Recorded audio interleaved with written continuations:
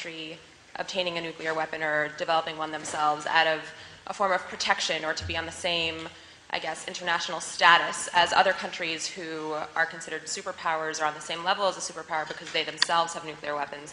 But what do you do when a country is openly trying to develop one or obtain one and also openly threatening to wipe out a country and claiming that a country shouldn't exist? I mean, those are two really big issues that we're dealing with, and I didn't really think you addressed that, and I was curious what you had to say. Well, what do you do about countries that already develop nuclear weapons outside the framework of the Non-Proliferation Treaty and are daily violating resolutions of the Security Council and the International Atomic Energy Agency?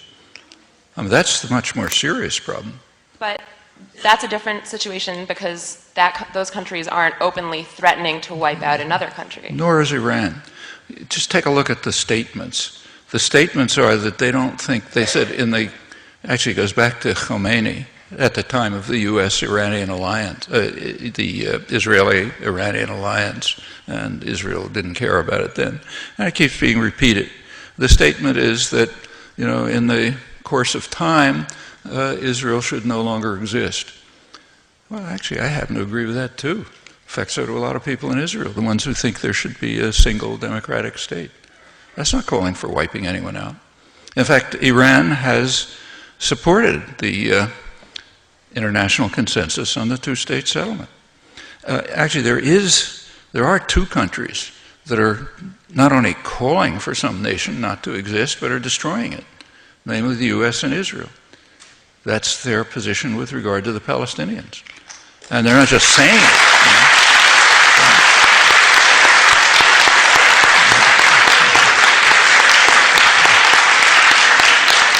I stress, they're not just saying it, they're doing it day by day.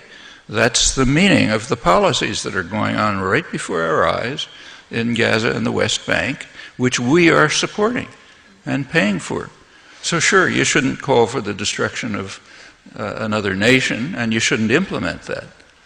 Actually, the official position of Israel, backed by the United States, they've slightly modified it, but back about 20 years ago, their official position, the coalition government, Labor, Likud, was that there cannot be, I'm quoting it, an additional Palestinian state between Jordan and Israel. In other words, they declared, and the U.S. supported that there already is a Palestinian state, namely Jordan. I mean, the Palestinians object. They say, no, wait a minute, that's not our state. But who cares about them? We say that's your state, and there can't be an additional one. Well, that goes well beyond calling for the destruction of another country. I mean, it's analogous to saying that if somebody came along, suppose Ahmadinejad said, Jews don't need Israel because they already have New York. Okay? I mean, we'd call that a revival of Nazism. But that's has been the official U.S.-Israeli position. So there's a lot to be, incidentally, about Iran. Nobody in their right mind wants Iran to have nuclear weapons, or anyone else. But it is and it's a horrible regime, undoubtedly, though there are worse ones in the region, which are our allies. Everyone, and I'm not referring to Israel, I'm referring to the other Arab states. I mean, in comparison with Saudi Arabia, Iran looks like a civil rights paradise. But it's awful, no doubt. And there's a way to deal with it. Like, for example, moving towards a nuclear weapons-free zone. But among strategic analysts, including Israeli ones, there's no real question about why Iran is moving to nuclear weapons capability, which is not the same as having nuclear weapons. It's just being at a point where you could have them. Like most of the advanced industrial world is in that position. Japan, Italy, all sorts of countries. The reason is very simple. Actually, it was described by one of Israel's leading military analysts, very hawkish, Martin von Crefeld, a couple of years ago.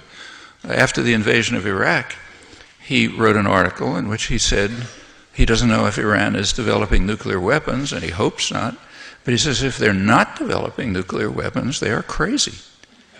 That was his word. They're not developing them, they're crazy. The United States has just announced we're going to attack anybody we feel like and invade you if we can do it with impunity.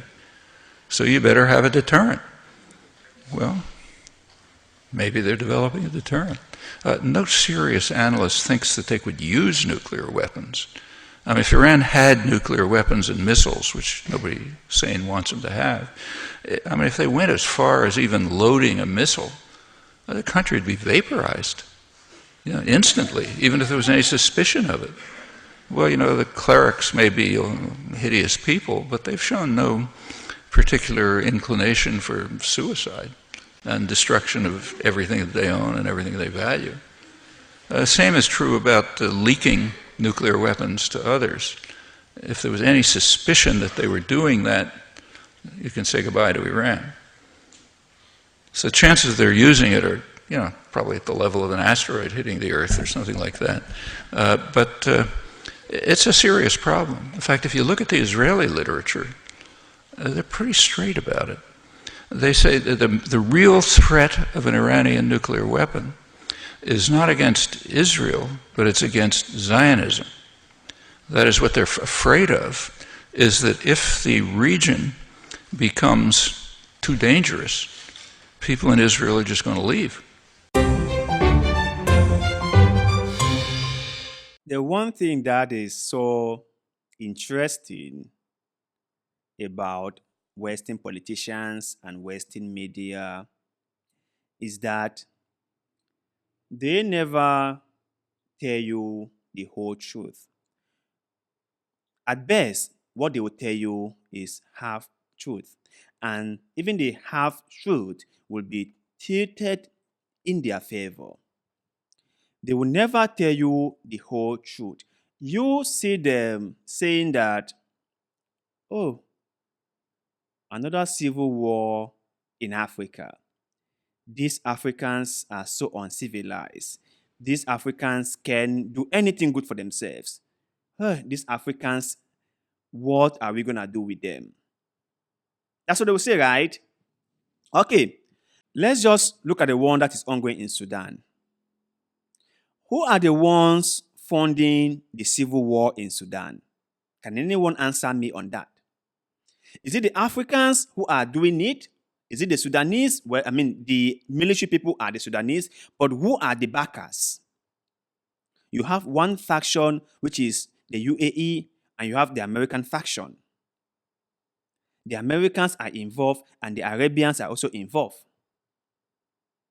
That is what is ongoing in Sudan. You go to Congo, you ask yourself, why can these Congolese not unite? Who are the ones setting all the chaos in Congo? Then you find out that a lot of people have different interests in Congo, and they are pitting the Congolese against each other. That's what you find out.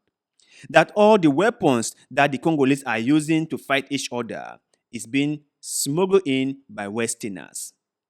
Before Mali, Burkina Faso, and Niger kicked out France from their country, there were allegations that France was playing both sides, allegedly. That France was providing intelligence to the rebels, and that was why the rebels were able to attack the national forces, allegedly. I think it was Niger's prime minister, if I'm not mistaken, or Mali prime minister that accused France on the United Nations and brought forth some documents. They play both sides. But if you hear their journalists, their news anchor, put forth the questions, you'll be shocked.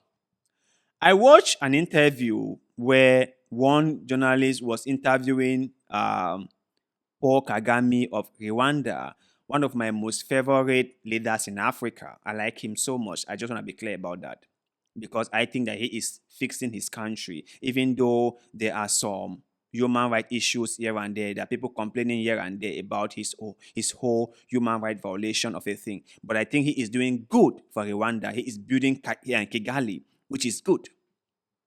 That is what I think. Your opinion might be different from mine, and I totally understand. So he was being interviewed by a journalist from, I think, the UK. And the question was like, What do you have to say about all the allegations made on you about human rights violations in your country? And people think you are an authoritarian. And he laughed. He said that sometimes the news media in the UK is like the judge, the jury, and the executioner, and that the whole moral superiority complex with the West is getting out of control. That the West is currently letting people die in the Atlantic Ocean, the migrants from Africa to Europe. Isn't that a human rights violation? That the West came to Africa and stole all our resources. And when we want to go there to have good life for ourselves, we are being pushed into the ocean to die, allegedly. Isn't that a human rights violation? And the uncle was like, but it's not the same thing. And he was like, what do you mean it's not the same thing? Human rights violation is human rights violation. It doesn't matter in what shape or what form. It is the same thing. And it's true. It is the same thing. You will see Israel, or at least the pro-Israel supporters, saying that the Palestinian group Hamas is shouting from the river to the sea. But you also see Israeli supporters or people or government officials also making the same statement from the river to the sea. And you don't see anyone holding them accountable on that. You will see them say that we cannot have Iran develop a nuclear weapon.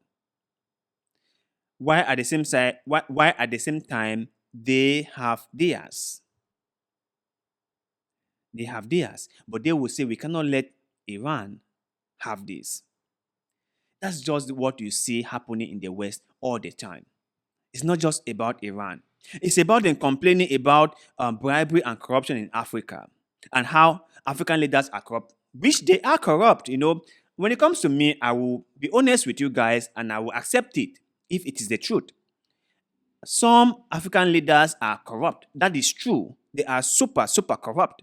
However, the Western leaders are also corrupt, isn't it?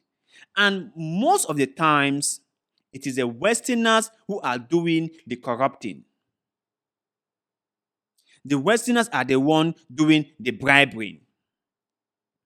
They come to Africa because they want wanting to be fast-tracked. They will bribe African leaders. America has just legalized their own bribing thing. Now they call it foreign lobbying. They've legalized it. So who is more corrupt than who? Who is more corrupt than who? But they will paint us super, super corrupt. That's what they will do. So listen, until you start following foreign policy or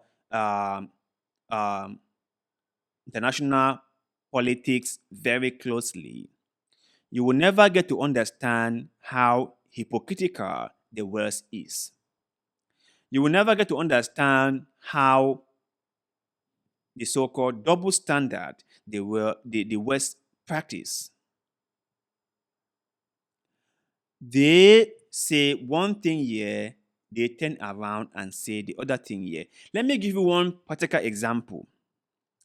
They are saying that they are out there to fight Islamic terrorism, isn't it?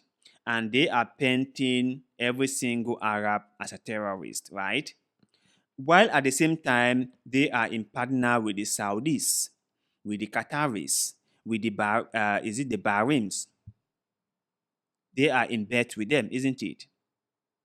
But they would say that Iran is the enemy, or the Palestinians don't want peace. Even though Benjamin Netanyahu has openly said that there will be no state for the Palestinians. But you see people say that it is Hamas who doesn't want Palestinians to have a state. That's what they will say. Or when they are out there stealing lands in the West Bank and building illegal settlements, they will turn around and say that, well, the people in West Bank are causing problems, and that is why they occasionally have to go in to kind of like resolve issues in there. That's what they will say. That's exactly what they will say. And America will defend them. Europe will be quiet about it. And the Palestinians will have no one to speak on their behalf. Pure, pure hypocrites. Hypocrites.